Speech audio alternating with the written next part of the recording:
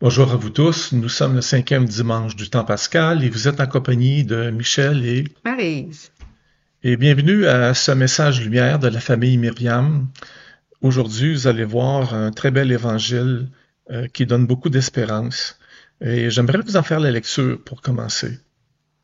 Donc le Seigneur soit avec vous. Et avec votre esprit. Évangile de Jésus-Christ selon saint Marc. Gloire à toi, Seigneur.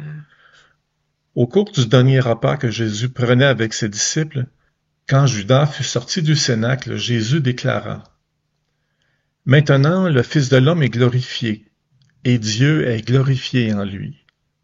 Si Dieu est glorifié en lui, Dieu aussi le glorifiera, et il le glorifiera bientôt. Petits enfants, c'est pour peu de temps encore que je suis avec vous. Je vous donne un commandement nouveau, c'est de vous aimer les uns les autres. Comme je vous ai aimé, vous aussi aimez-vous les uns les autres. À ceci tous reconnaîtront que vous êtes mes disciples, si vous avez de l'amour les uns pour les autres. Acclamons la parole de Dieu. Louange à toi, Seigneur Jésus. Alors, moi, Michel, ce qui m'a frappé d'abord dans cet évangile-là, c'est en quoi c'est nouveau, ce commandement-là. Dans le Décalogue, on dit, tu aimeras le Seigneur, ton Dieu, de tout ton cœur, de toute ton âme et de toute ta force. Puis Mhm. Marc, lui, il dit, tu aimeras ton prochain comme toi-même. Mais Jean apporte une petite nuance en disant que, ben, pour Jésus, il avait dit, lui, qu'il n'y avait pas de plus grand commandement que ces deux-là. Et là, il dit, aimez-vous les uns les autres comme je vous ai aimé. C'est un peu différent d'avec Marc. Mhm. Puis moi, ben, comme je vous ai aimé, c'est comme il vient vraiment nous dire le comment le faire. Et ça devient à ce moment-là pour moi comme un amour surnaturel. C'est qu'il faut aller à la source pour ça. C'est comme pour moi, c'est une invitation à l'oraison, puis au contact de la parole aussi, parce que c'est là que j'apprends un peu le comment. Parce qu'il nous a promis l'Esprit Saint. Alors l'Esprit Saint peut nous, nous aider, nous donner un élan pour faire comme lui. Alors, c'est comme lui, savoir dresser la table, hein, comme lui servir, comme le lavement des pieds, comme lui apporter le réconfort ou la guérison, comme lui aussi offrir le pardon, comme il a fait avec la Samaritaine, Mhm. pas la Samaritaine, mais la femme adultère. Alors, moi, c'est un petit peu comme ça que j'ai compris le, le commandement nouveau, là, c'est comme je vous ai aimé. C'est comme si ça me parle de l'amour trinitaire. Il est venu nous montrer l'amour du Père. Il est venu aussi nous dire que l'Esprit serait là jusqu'à la fin des temps.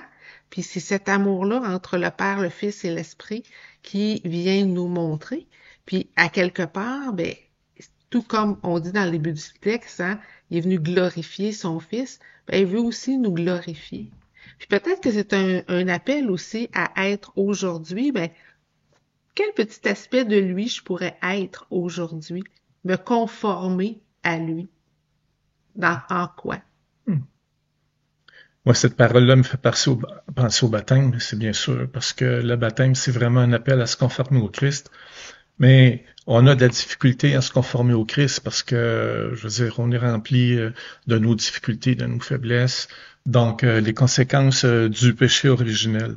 Et le texte de Saint Jean nous donne énormément d'espérance parce que, toujours en lien avec le baptême, si on est appelé à être conformé au Christ, on est baptisé comme lui dans l'esprit. Puis, lors du baptême de Jésus, le Père a dit, voici mon Fils bien-aimé en qui j'ai mis toute ma confiance. Puis lors de la transfiguration, il dit à peu près la même chose, mais écoutez-le. Donc, tu as raison. Il faut écouter la parole, il faut prier, euh, il faut écouter ceux qui ont l'expérience aussi de cette parole-là, voir ce qu'il y a de bon, ce qui est reflété dans leur vie de l'amour du Christ, pour prendre exemple. Mais le texte va aussi quand même très loin, parce que si Jésus a glorifié le Père par sa mort, en démontrant ainsi son amour infini envers le Père et envers les hommes, on est appelé aussi à faire la même chose. On est appelé à faire la même chose si on est là pour lui ressembler. Donc, ça me fait penser aussi à la parole de la deuxième lecture où Dieu nous promet de faire toutes choses nouvelles. Hein, ça, c'est dans l'Apocalypse 21. Donc, si Dieu nous permet justement de faire toutes choses nouvelles, comment ça va se produire? Moi, je pense que ça va être parce qu'à un bon moment donné, on va être capable, dès ici terre, avec les dons de l'Esprit, de commencer à réaliser son souhait d'aimer les autres, puis de l'aimer lui dans les autres. Mais en même temps, on va finir un jour, peut-être à la fin des temps ou après notre mort, je sais pas trop, peut-être les deux, dans les deux cas. Peut-être qu'on va pouvoir être libre, tellement libre, cette liberté des enfants de Dieu qui va nous permettre d'être capable d'aimer vraiment comme Jésus a aimé. Puis peut-être que là, à ce moment-là, on va pouvoir glorifier Dieu encore davantage parce qu'on va pouvoir manifester sa gloire en nous. On va être des co-créateurs aussi d'une manière plus parfaite. Donc c'est un grand mystère. C'est un grand mystère qui nous relie à Dieu, à Jésus, qui nous relie à la création elle-même dans les intentions premières de ce que Dieu voulait pour sa création. Et c'est un grand mystère et ça va être une grande joie. Amen. On finit là-dessus. On vous demande de méditer sur justement les fins dernières. Hein. On s'en va vers la Pentecôte. On va pouvoir demander bientôt l'aide de l'Esprit Saint d'une manière particulière pour pouvoir comprendre ce grand mystère, mais on est vraiment dans un ministère et dans un mystère. Un ministère parce qu'on a à accomplir quelque chose au nom de Jésus, celle de s'aimer les uns les autres, de toutes sortes de manières, comme Maryse a dit un peu au début, mais on peut en inventer plein d'autres, sous le souffle de l'Esprit.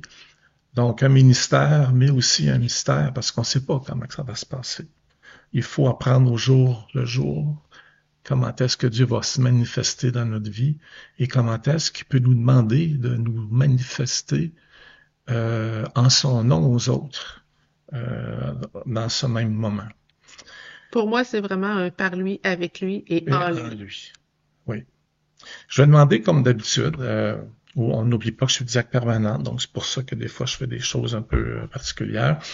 Je vais vous bénir, puis demander au Seigneur de vous combler de sa joie pascale dans l'attente de la Pentecôte, de cette grande fête qui va venir nous remplir de son Esprit Saint. Donc je vous bénis au nom du Père et du Fils et du Saint-Esprit. Amen. À la prochaine. À bientôt. Jésus, va le